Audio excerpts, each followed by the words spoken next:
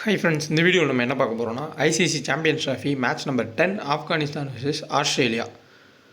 Full detail பார்ப்போம். அதே மாதிரி நான் இப்போது உங்கள்கிட்ட வந்து அனலைஸ் நான் பேசுகிறது சொல்கிறது எல்லாமே அப்படியே எனக்கு தோன்றது எப்படி கேஷுவலாக போகுதோ அப்படி தான் நான் வந்து பேசுகிறேன். இப்போது நிறைய பேர் சொல்கிறதுனால நீங்கள் சொல்கிற மாதிரி நான் வந்து பேசி காட்டுறேன். ஒரு சிலர் எப்படி சொல்கிறீங்கன்னா, ஹாய் ஃப்ரெண்ட்ஸ், இன்றைக்கி பார்த்தீங்கன்னா கண்டிப்பாக ஆஸ்திரேலியா vs ஆப்கானிஸ்தான் நம்ம வந்து ₹1 கோடி ஜெயிக்க போகிறோம், நம்ம வந்து 26ஆந்தேதி மேட்ச் வந்து பார்க்க போகிறோம், இப்படி வந்து பேசணும்னு நிறைய பேர் எதிர்பார்க்குறீங்க. அப்படி மண்டையை கழுவி பேசுகிறதுலாம் எனக்கு தெரியாது. ஸோ நான் இந்த மாதிரி தான் பேசுவேன். அந்த மாதிரி தான் வந்து நம்மளோட யூசர்ஸ் எல்லாத்துக்குமே செட்டும் ஆகும். ஏன்னா அது வந்து ரொம்ப அந்த மாதிரி பேசி நிறைய பேர்த்த அட்ராக்ட் பண்ணி உள்ளே வர வைக்கிறதுலாம் எனக்கு விருப்பம் கிடையாது. நான் எப்படி வந்து பேசுவேனோ அதே மாதிரி தான் பேசுவேன். கேஷுவலாக தான் இருக்கும். உங்களுக்கு அது வந்து தெளிவாகவே புரியும். ஏன்னா இப்போ நம்ம ரொம்ப வந்து பேசி உங்களை வந்து உள்ளே ப்ளே பண்ண வச்சு உங்களை வந்து ட்ரிகர் பண்ணுற மாதிரிலாம் நான் என்றைக்குமே பேச மாட்டேன். ஸோ நான் ஜஸ்ட்டு என்னோடய வியூ பாயிண்டில் போவேன். உங்களோட ஐடியாவை யூஸ் பண்ணிக்கோங்க. என்கிட்டேருந்து கிடைக்கக்கூடிய ஐடியாஸை நீங்கள் எடுத்துக்கோங்க. அவ்வளோதான், சிம்பிள் கான்செப்ட்டு. ஸோ வீடியோவை நம்மளோட யூசர்ஸ் வந்து லைக் பண்ணிட்டு பாருங்கள். அப்போ தான் நம்மளோட யூசர்ஸ்க்கே வீடியோ கொண்டு போய் சேரும். ஏன்னா நான் பல டைம் சொல்லியிருக்கேன், நான் ஜஸ்ட்டு ரெக்கார்ட் பண்ணி தான் வந்து போஸ்ட் பண்ணுறேன். யூடியூப் ஏஐ வந்து உள்ளே நம்ம வந்து பேசினா மட்டும்தான் ஆட்டோமேட்டிக்காக வந்து மற்றவங்களுக்கு காட்டும். ரெக்கார்ட் பண்ணால் நீங்கள் லைக் பண்ணால் மட்டும்தான் காட்டும். அதை மட்டும் பண்ணிடுங்க. 26ஆந்தேதி 2:30க்கு இந்த மேட்ச் வந்து ஸ்டார்ட் ஆகும் லாகூரில். ஹெட் டு ஹெட் வென்யூ ஸ்டார்ட்டை வந்து நான் கிளியராக உங்களுக்கு அப்படியே பேசிட்டு போகிறப்பே நான் வந்து உங்களுக்கு ஒரு இடத்துல வந்து சொல்லிடுறேன். ஏன்னா ரொம்ப புவராக இருக்குது head to head venue stats. So venue stats ஒரு சில பிளேயருக்கு okay, but head to head stats வந்து ரொம்பவுமே மோசமாக தான் இருக்குது. அதனால் தனியாக எடுத்து அதில் ஒரு 5 நிமிஷம் வேஸ்ட் பண்ண வேண்டாம். நான் முடிஞ்ச அளவுக்கு எவ்வளோ குயிக்காக முடிக்கணுமோ அதுதான் வந்து என்னோடய கான்செப்ட்டு. இப்போ 25 நிமிஷம் 30 நிமிஷம் நானும் போடலாம். எனக்கும் அதை இழுத்து கொண்டு போக தெரியும். ஆனால் அதில் எதுவுமே இருக்காது. ஜஸ்ட்டு அந்த 25 நிமிஷம் 30 நிமிஷம் எடுத்துகிட்டு போனால் எனக்கான யூடியூப்பில் வர ரெவன்யூ தான் அதிகமாகும். அதில் பட் எனக்கு அதில் இன்ட்ரெஸ்ட் கிடையாது. நான் குயிக்காக தான் எப்பயுமே முடிப்பேன். முடிஞ்ச அளவுக்கு வேகமாக தான் முடிப்பேன். ஸோ அதையும் வந்து நான் சொல்லிக்கிறேன். டோட்டல் மேட்ச்சு இங்கே 76 மேட்ச் நடந்திருக்கு. 38 மேட்ச் ஃபஸ்ட் பண்ண டீமும் 36 மேட்ச் செகண்ட் பண்ண டீமும் ஆவரேஜ் 256. அதை அப்படியே மாற்றிக்கோங்க. 300 ரன்னுக்கு மேலே வந்து போட்டுக்கோங்க. ஒரு மேட்ச்சுக்கு லாகூரில் சராசரி 600 ரன்னுக்கு மேலே வந்து போகுது. எவ்வளோ ரன் அடித்தாலுமே திருப்பி அடிக்கிறாங்க. கிட்ட போய் தான் தோற்று போகிறாங்க. அதுக்கு 2 எக்ஸாம்பிள் மேட்ச் சொல்லிடுறேன். ஆஸ்திரேலியா இங்கிலாந்து, அதேமாதிரி ஆப்கானிஸ்தான் இங்கிலாந்து. இந்த 2 மேட்சை நீங்கள் கிளியர் கட்டாக பாருங்கள். இந்த கிரவுண்டு எந்த அளவுக்கு பேட்டர்ஸுக்கு சாதகமாக இருக்குது அப்படின்னு. மோஸ்ட் ஆஃப் த ஆப்ஸ் எல்லாத்துலேயுமே நியூ ஃபேண்டசி வந்து பாயிண்ட் சிஸ்டம் வந்துடும். நான் முன்னாடியே இதை வந்து சொல்லியிருப்பேன். எப்போ வந்து அந்த பெரிய ஆப்பில் ஃபேண்டசி பாயிண்ட் சிஸ்டத்தை மாற்றுறாங்களோ அன்றைக்கே சொல்லியிருப்பேன். எல்லா ஆப்புமே அதை வந்து ஃபாலோ பண்ணுவாங்கன்னு. இப்போ ஒவ்வொரு ஆப்பாக சொல்லிட்டு வராங்க. அது உங்களுக்கே ஒவ்வொரு ஆப்பை ஓப்பன் பண்ணுறப்போ அப்டேட் தெரியும். இதே கிரவுண்டில் நடந்த 2 மேட்ச்க்கான ஸ்கோர் கார்டில் நீங்கள் பாருங்கள். இங்கிலாந்து 351, ஆஸ்திரேலியா அசால்ட்டாக 356 அடித்து ஜெயித்தாங்க. ஆப்கானிஸ்தான் 325, இங்கிலாந்து 317 அடித்து ஜெயித்தாங்க.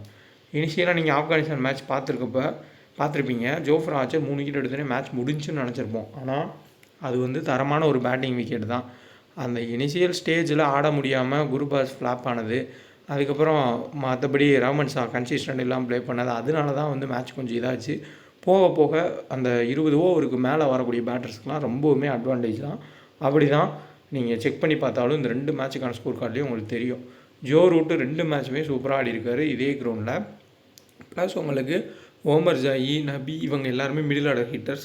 இங்கே ஜாஸ் இங்கிலீஷு, அதுக்கப்புறம் அலெக்ஸ் கரி, இவங்க எல்லோரும் middle order hitters. Matt Short ஓப்பனிங்கில் அவரும் டீசெண்டான ஒரு பர்ஃபார்மன்ஸ் தான் கொடுத்தார். ஓமர் ஜாய் 5 விக்கெட் எடுத்தது அவர் அடிக்க போய் தான் வந்து விக்கெட்ஸாக கடைசியில் ஒரு 2-3 விக்கெட் எடுத்தார். இனிஷியலாக ஒரு 2 விக்கெட் டீசெண்டாக எடுத்தார். அந்த ஸ்விங்கில் இனிஷியலாக கொஞ்சம் ஸ்விங் இருக்குது. அதை வந்து தாண்டிட்டாங்க அப்படின்னா உங்களுக்கே தெரியும் ஸ்விங்கில் எந்தெந்த பிளேயர்ஸ் அவுட் ஆவாங்க அப்படின்னு. அப்படி வந்து அவங்க அவுட் ஆகாமல் ஃபுல் அண்ட் ஃபுல் வந்து கிராஸ் பண்ணிட்டாங்க அப்படின்னா full and full move on ஆகி மேட்ச்சு 350க்கு மேலே போகிறதுக்கான எல்லா சான்சஸுமே இருக்கும். ஹையாகவுமே இந்த மேட்ச்சுமே இருக்கும். விக்கெட் அந்த மாதிரி தான் பிஹேவும் பண்ணும். அதுக்கேற்ற மாதிரி தான் நம்ம செட் பண்ணணும். நியூ ஃபேண்டசி பாயிண்ட் சிஸ்டமுக்கு பொறுத்து மினிமம் நம்ம வந்து ஒரு பேட்டர்ஸை ஹையஸ்ட்டாக எடுத்து ஒரு பவுலர் எடுத்தால் கூட போதும். ஏன்னா இந்த 2 கிரவுண்டில் நடந்த மேட்ச்லையுமே நீங்கள் பாருங்கள், ஒரு மேட்ச்சில் பென் டேவிஸ் மட்டும்தான் வந்து கீழே பவுலிங் ஆப்ஷனில் எடுத்திருந்தால் போதும். மீதி எல்லாருமே பேட்டர் எடுத்தாலே போதும். அதேமாரி உங்களுக்கு இந்த மேட்ச் ஆப்கானிஸ்தான் இங்கிலாந்து மேட்ச்சில் ஜோஃப்ரா ஆர்ச்சரை மட்டும் எடுத்தால் போதும். மீதி எல்லாமே ஆல்ரவுண்டர் பேட்டர் தான் அதிகமான பாயிண்ட்ஸ் வாங்கியிருக்காங்க. ஸோ இதை பார்த்தாலே உங்களுக்கு கால்குலேட் பண்ணி பார்த்தாலே உங்களுக்கு தெரியும். பியூர் பவுலர், ஒரு விக்கெட் அவ்வளோதான், அதுக்கு மேலே யாருமே எடுக்கலை. ஆல்ரவுண்டர்ஸ் விக்கெட் எடுத்திருக்காங்க, ப்ளஸ் பேட்டர்ஸ் தான் ஹையஸ்ட்டு பாயிண்ட் போயிருக்காங்க. முடிஞ்ச அளவுக்கு ஏதாவது அக்யூரேட்டாக ஒரு பவுலரை மட்டும் எடுத்து ஆல்ரவுண்டர்ஸ் பேட்டர்ஸை அப்படியே எக்ஸ்டெண்ட் பண்ணி கொண்டு போயிருங்க. ஒன் சைட் டீம் காம்பினேஷனும் செட் பண்ண வேண்டாம். ஆஸ்திரேலியா ஃபேவராக டீம் செட் பண்ண வேண்டாம். பட் ஆஸ்திரேலியா வின் பண்ணுவாங்கன்னு டீமை செட் பண்ணிக்கோங்க. ஃபுல் அண்ட் ஃபுல் அவங்கள மட்டும் எடுத்துகிட்டு போகாமல் கொஞ்சம் ஆப்கானிஸ்தான் பிளேயர்ஸையும் எடுத்துகிட்டு போய் இங்கிலாந்து ஆப்கானிஸ்தான் மேட்ச் மாதிரி போகாது. கண்டிப்பாக எனக்கு தெரிஞ்ச ஆஸ்திரேலியா தான் ஜெயிப்பாங்க. ஏன்னா பெரிய பெரிய மேட்ச் வரப்போ ஆஸ்திரேலியா எப்பயுமே விட மாட்டாங்க. போன வேர்ல்டு கப்பில் மேக்ஸ்வெல் ஒரு ஆளாக மேட்ச்சை முடிச்சு கொடுத்தாரு, எல்லாத்துக்கும் தெரிஞ்சிருக்கும். அது வந்து மேக்ஸ்வெலுக்கு கேட்ச் ட்ராப் ஆச்சு. பட் இருந்தாலும் அவ்வளோ பெரிய ரன்னை ஒரு ஆளாக அடிக்கிறதுன்றது சாத்தியமே இல்லை. அப்படியே அடித்து காமிச்சார். இப்போதைக்கு இவங்களோட மிடில் ஆர்டர் இருக்க ஃபார்முக்கு அலெக்ஸ் கேரி, ஜாஸ் இங்கிலீஷ் எல்லாருமே வேறு லெவல் பேட்டிங் ஆடுவாங்க. ப்ளஸ் நீங்கள் கீழே நோட் பண்ணி பார்த்தீங்கன்னா, இப்போ ஸ்பென்சர் ஜான்சன் எடுத்துட்டாங்க, ஷீன் ஆபர்ட் வந்துட்டார்னா ஷீன் ஆபர்ட்டும் சூப்பராக பேட்டிங் ஆடுவார், நேத்தன் எல்லிஸும் பேட்டிங் ஆடுவார், பென் டேவிஸும் பேட்டிங் ஆடுவாங்க. ஸோ அதனால் கண்டிப்பாக ஓரளவுக்கு யூஸ் பண்ணிப்பாங்க.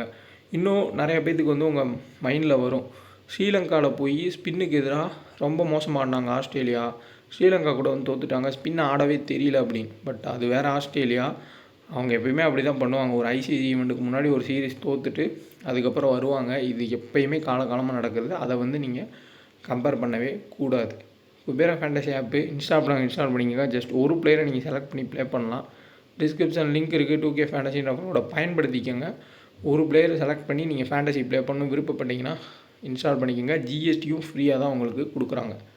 இப்போது பிளேயர் பார்த்துடலாம். ஆப்கானிஸ்தான் கன்சிஸ்டண்ட்டாக ராமுலா குருபாஸ் ஃப்ளாப்பு, ஒரு மேட்ச் கூட அவர் ஆடவே இல்லை. எஸ்ஏ T20லுமே ரொம்ப மோசமான ஃபார்மில் தான் இருந்தார். ஹை ரிஸ்க் எடுக்கிறவங்க ஃபஸ்ட் பேட் பண்ணுற மட்டும் ட்ரை பண்ணுங்கள். போன மேட்ச்சு ஃபஸ்ட் பேட் பண்ணுறப்போ நல்லா ஆடுவார்னு எதிர்பார்த்தது. பட் ஜோஃப்ரா ஆர்ச்சருக்கு அவுட் ஆனார். இப்ராஹிம் ஜெத்ரான் ஸோ பயங்கரமான ஒரு பேட்டிங்கு, கன்சிஸ்டண்ட்டாக ஆடிருக்காரு. இவரோட head to head venue start சொல்லிடுறேன். வென்யூவில் இவர் ஆடின எல்லா மேட்ச்சுக்கும் சேர்த்து போன மேட்ச்சு அடிச்சிட்டாரு. அதனால் ஒரு 60க்கு மேலே அவரோட ஆவரேஜ் கூடிருச்சு வென்யூவில். ஹெட் டு ஹெட்டில் ஒரு மேட்ச் ஆடிருக்காரு, அதுவுமே 100 அடிச்சிருக்காரு. ஸோ இதுதான் முக்கியமான ஒரு பாயிண்ட்டு. இப்ராஹிம் ஜெடன் பெரிய பெரிய டீம்ஸ் கூட பெரிய பெரிய மேட்சஸ்லாம் நல்லாவே பெர்ஃபார்ம் பண்ணியிருக்காரு. ஃபஸ்ட்டு பேட் பண்ணால் ஒரு கேப்னா கூட ட்ரை பண்ணுங்கள். செகண்ட் பேட் பண்ணால் கூட ஜஸ்ட் ஒரு பிளேயராக கூட நீங்கள் பிக் பண்ணிக்கோங்க. ரஹ்மான் ஷா நான் முன்னாடியே சொன்ன மாதிரி சேசிங்கில் பெட்டரான ஒரு பிளேயர். பட் ஃபஸ்ட்டு பேட்டிங்கில் கொஞ்சம் ப்ரெஷர் ஆகிடுவார். சேசிங்னால் ரன்னு தெரியும், அவரோட ஒரு மைண்ட் செட்டில் கேம் ஆடக்கூடிய ஒரு பிளேயர். இங்கே அஸ்மதுல்லா சைடி ஃபஸ்ட்டு பேட் பண்ணுறப்போ ஓரளவுக்கு டீசன்ட் பிளேயர். டாப்பில் கொஞ்சம் ஏர்லி விக்கெட்ஸ் போச்சு அப்படின்னா கேமை எடுத்துகிட்டு போவார். நபி டீசெண்டான ஒரு ஃபார்மு. போன மேட்ச் நான் எதிர்பார்க்கல நபி வந்து இப்படி பவுல் பண்ணி விக்கெட் எடுப்பார், பேட்டிங்கில் ஆடுவார்னு. பட் டீசென்ட் பர்ஃபார்மன்ஸ் பண்ணார். கண்டிப்பாக அந்த சைடு லெஃப்ட் ஹேண்டர்ஸ் 1-2 பேர் இருக்காங்க, ரைட் ஹேண்டர்ஸுக்கும் பவுல் பண்ணுறாரு. பேட்டிங் வந்தால் கொஞ்சம் ஆடுறாரு. சேஃபாக போகிறவங்க பிக் பண்ணிக்கோங்க. கொஞ்சம் ரிஸ்க் எடுக்கிறவங்க குல்பதீன் நைபை ட்ரை பண்ணி பாருங்கள். ஓமர் ஜாய் பக்காவான ஒரு ஆல்ரவுண்டராக இந்த டோர்னமெண்ட்டில் பெர்ஃபார்ம் பண்ணிகிட்ருக்காரு. பேட்டிங் ப்ளஸ் பவுலிங் ரெண்டுலேயுமே ஹையஸ்ட் பெர்ஃபார்மன்ஸ் ஓமர் ஜாய் தான் கொடுக்குறாரு. மோஸ்ட்லி ஓமர் ஜாய்க்கு நிறைய பேர் கேப்டன் வைஸ் கேப்டன் போவாங்க. இந்த மேட்ச்சில் ஒரு பெஸ்ட்டான ஒரு ஆப்ஷனும் கூட. 10 ஓவர் கிட்டத்தட்ட பவுல் பண்ணிடுறாரு. ப்ளஸ் பேட்டிங் வந்தாலும் ஆடுறாரு டீசெண்டாக. அட்டல் நான் முன்னாடியே சொன்னதான், பெரிய டீம்ஸ்க்கு எதிராக பெரிய பிளேயர்ஸ் பவுல் பண்ணுறப்போ ப்ரெஷர்லேயே அவுட் ஆகிறாரு இவர். அதிகபட்சமாக ஒரு 30 ரன் அடிக்கிறதே கஷ்டமாக தான் இருக்குது. இப்ராஹிம் ஜெதான் சேசிங் வந்தால் ஒரு 35 ரன் வந்து அடிக்கலாம், அதுக்கு மேலே போகிறது கொஞ்சம் ரேர். பட் ஃபஸ்ட் பேட் பண்ணால் கொஞ்சம் அந்த ஸ்விங்கில் தப்பிச்சாருன்னா மறுபடியும் ஒரு பெரிய இன்னிங்ஸ் கூட ஆடுறதுக்கு வாய்ப்புகள் இருக்கும். குருபாஸ் ஃபஸ்ட்டு பேட் பண்ணாருன்னா கிளிக் ஆச்சுன்னா நல்லா ஆடுவார். But hit or flop player தான், அக்யூரேட்டாக சொல்ல முடியாது. பட் ரஹ்மான் ஷா சேசிங் வந்தார் அப்படின்னா எடுத்துக்கோங்க, ஒரு 50+ போகிறதுக்கான வாய்ப்பு ரொம்பவே அதிகம். அதேமாதிரி Omarzai minimum 1 or 2 wickets எடுக்கிறாரு, ப்ளஸ் 50 ரன்ஸ் அடிக்கிறாரு. அதேமாதிரி ஃபஸ்ட் பவுல் பண்ணால் டெத்லி பவுல் பண்ணுறாரு, மினிமம் ஒரு விக்கெட் எடுக்க முடியும். அதேமாதிரி பேட்டிங் ஆனாலும் ஒரு 30 ரன் அவரால் ஆட முடியும். ஃபருக்கி சுத்தமாக ஃபார்ம்லேயே இல்லை. அதுவும் ஒரு பவுலர் காம்பினேஷன் நம்ம எடுக்கிறப்போ அவர் எடுத்துகிட்டு போகிறதே ரிஸ்க்காக தான் இருக்கும்.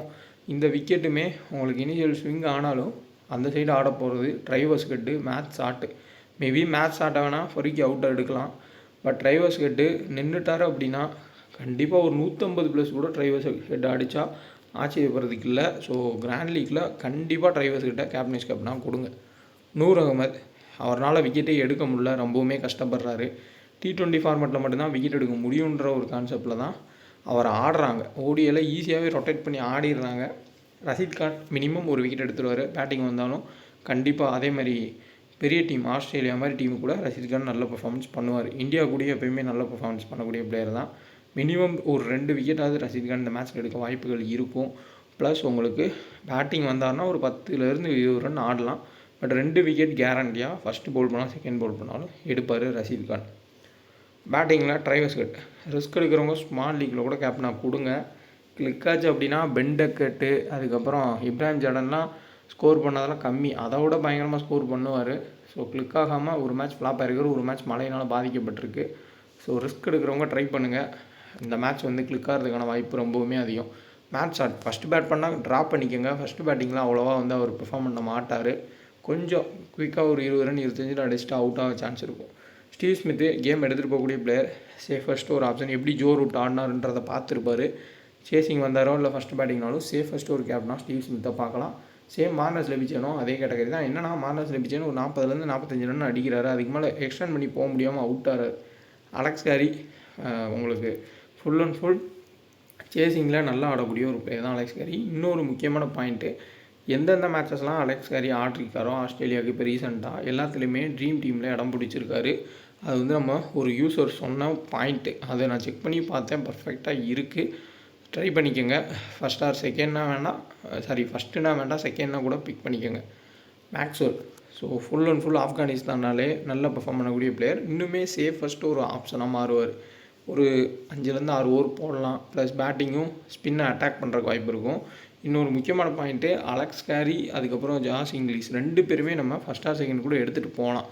பெஸ்ட்டு பிளேயர்ஸ் ஆஃப் ஸ்பின்னுனா இவங்க 2 பேரும் தான் ஆஸ்திரேலியன் டீமில். மற்றவங்களும் ஆடுவாங்க, அவங்க எல்லாருமே ரொட்டேட்டிங். பட் இவங்க எல்லாமே அட்டாக்கிங் கிரிக்கெட் வந்து ஆடக்கூடிய பிளேயர்ஸ். நமக்கு இப்போதைக்கு இருக்க ஃபேண்டசி பாயிண்ட் சிஸ்டம் படி நல்ல ஹெல்ப்ஃபுல்லாக பாயிண்ட்ஸ் வாங்கி கொடுப்பாங்க.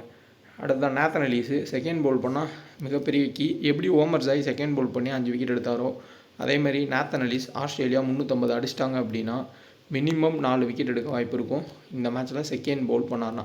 ஷீன் ஆபட் ஃபஸ்ட் பவுல் பண்ணால் கீ பிளேயர், மினிமம் 2 விக்கெட் எடுப்பார். பெண்டர் ஆடுறாரா இல்லை ஷீன் ஆபட்டான்னு பார்த்துக்கோங்க. ஸ்பென்சர் ஜான்சன் அந்த ரிதமில் இல்லை, விக்கெட் டேக்கிங் ரிதமில்.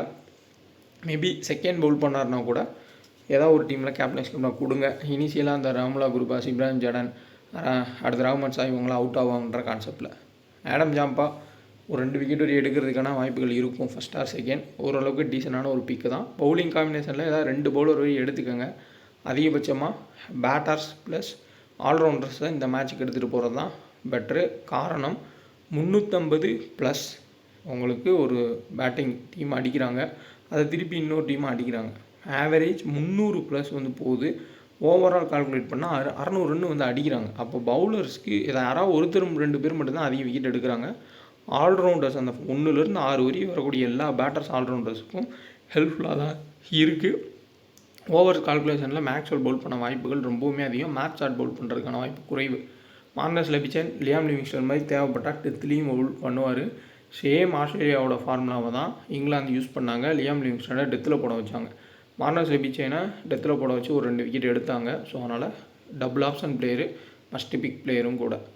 டெத்தில் கண்டிப்பாக நேத்தன் எலிஸ் தான் பவுல் பண்ணுவார். ஷீன் ஆபட்டு சேம் இங்கே டெத்தில் ஓமர் ஜாயி, ஃபருக்கி டெத்தில் பவுல் பண்ணலாம், இல்லை நைப் வந்து பவுல் பண்ணலாம். லோ பர்சன்டேஜ் பிக்கு நைப்பு கொஞ்சம் கன்சிடர் பண்ணி பார்க்கலாம். ட்ரம்ப் கார்டு பிக்கு ஹை ரிஸ்க்கான pick Steve Smith, Nathan Ellis, Gurbaz. So Gurbaz first bat பண்ணால் பிக் பண்ணிக்கோங்க. Steve Smith first or second key. Nathan Ellis second bowl பண்ணுறப்போ மிகப்பெரிய ஒரு key. Double option players Maxwell, Jos Inglis. Wicket கீப்பிங்கில் அவருக்கு ஒரு 30 point வரைக்கும் கிடைக்கும். அதுக்கப்புறம் பேட்டிங் வந்தாலும் அடிப்பார். ஸ்பின்னர்ஸை ஈஸியாக நல்லாவே வந்து அடிப்பார். அடுத்தா Shaheen Afridi Omarzai, next Rashid Khan. So இவங்களுமே உங்களுக்கு டபுள் ஆப்ஷன் தான். ரஷீத் கான் பெரிய டீம்ஸ் கூட எப்போவுமே ஒரு முக்கியமான மேட்ச்சில் பயங்கரமாக ப்ரெஷர் போட்டு ஆடுவார். இந்த மேட்ச்சில் யார் ஜெயிக்கிறாங்களோ அவங்க குவாலிஃபிகேஷன் ஆகிறது கூட வாய்ப்புகள் ரொம்ப அதிகம். அதனால் ரஷீத் கான் போராடி ஏதாவது பண்ண தான் பார்ப்பார். ஸ்மால் லீக் கேப்டன் சாய்ஸில் Steve Smith, Travis Head, Maxwell, Marnus Labuschagne, உங்களுக்கு ஜாஸ் இங்கிலீஷ் வேணுனாலும் பிக் பண்ணிக்கோங்க. கிராண்ட் லீக்கில் Omarzai, Rashid Khan, Nathan Ellis. So ஏன் கிராண்ட் லீக்கில் ஓமர் ஜாய் சேஃபாக வேண்டாமா அப்படின்னா, எதிர்த்து ஆட போகிறது ஆஸ்திரேலியா. ஸோ இங்கிலாந்து கிடையாது. மறுபடியும் 5 விக்கெட் எடுத்து 50 ரன் எடுக்கிறதுக்கு ஜஸ்ட்டு ஃப்ளாப் ஆகிட்டாருன்னா கூட ஃபுல் ரிதமும் உடையும். ஆஸ்திரேலியன்ஸ்குள்ளே கேப்டன் போகிறது ரொம்பவுமே பெட்ரு. ஸோ அதனால் கிராண்ட் லீக்கில் மட்டும் இவங்களை ட்ரை பண்ணிக்கோங்க கேப்டன் சாய்ஸாக. ஸோ ஸ்டாட்ஸ் வைஸாக பார்த்தோம்னா குருபாஸ் இந்த வென்யூவில் 3-4 மேட்ச் ஆடி ஒரு 5 ரன் தான் ஆவரேஜ். ஆஸ்திரேலியா கூட ஹெட் ஃப்ளாப் தான் ஆயிருக்காரு. ரிஸ்க் எடுக்கிறவங்க மட்டும் ஜிஎல்ல ட்ரை பண்ணுங்கள். இப்ராஹிம் ஜார்டன் ஹெட்டு நல்ல பர்ஃபார்மன்ஸ், வென்யூவில் நல்ல பர்ஃபார்மன்ஸு, அதையும் நோட் பண்ணி வச்சுக்கோங்க.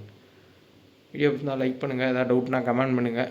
கரெக்டான டெலகிராமாக பார்த்து ஜாயின் பண்ணிக்கோங்க. டிஸ்கிரிப்ஷனில் லிங்க் இருக்குது.